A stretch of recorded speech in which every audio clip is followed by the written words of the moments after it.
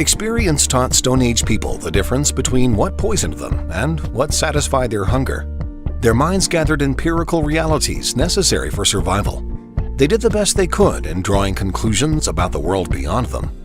They assumed that they were at the center of the universe, which they saw as flat, small, and under the sky. They called themselves the people and thought that strangers were creatures of another sort, less human than they. They believed that if they ate the flesh of a strong beast, they might acquire its spirit. Or if they ate a portion of the body of a leader who had died, they might acquire his special qualities. They assumed that the sun and moon they saw moving across the sky were animate beings.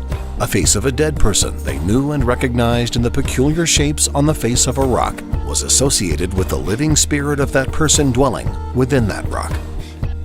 With no defined difference between spirit and materiality, they believed that in preserving a corpse, they were also helping to preserve the spirit of one who had died. They believed that a body went limp at death because the spirit that had been within it had left it for the invisible world of the spirits. They felt no urge to meld these ideas of spirits and materiality into a consistent picture. People correctly associated their own movement with their will, and they believed that all movement was the product of will. They saw insects as moving by will. They assumed that plants grew because of a will within.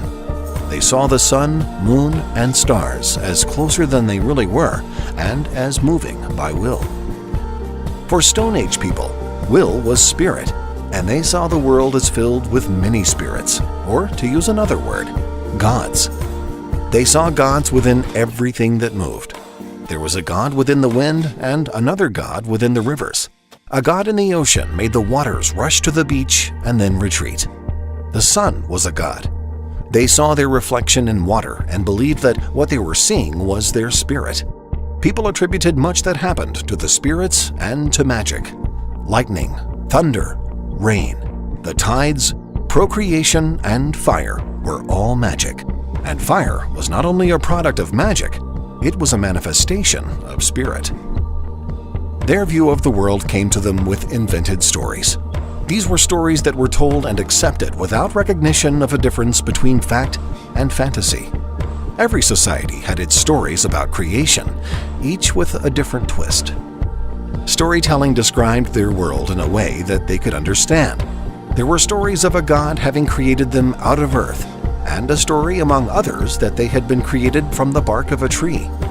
An occasional exception to universal order might be described as the work of a demon spirit, an evil of sorts.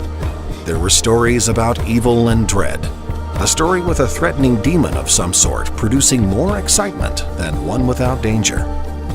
People believed that if the gods could perform magic, so too could they. The earliest form of religious ritual was an attempt at magic through imitation, such as painting a face on the belly of a pregnant woman in hope that the magic of the drawing would encourage birth. Hunter-gatherers were trying to get by rather than to change their world. They tended to believe the world would always be as the gods had made it. They had no sense of social progress or image of humanity's capabilities beyond their abilities. The imagination of those who had a biological potential for genius and those of normal intelligence were limited by their culture. Had it been otherwise, modern society would have appeared much sooner.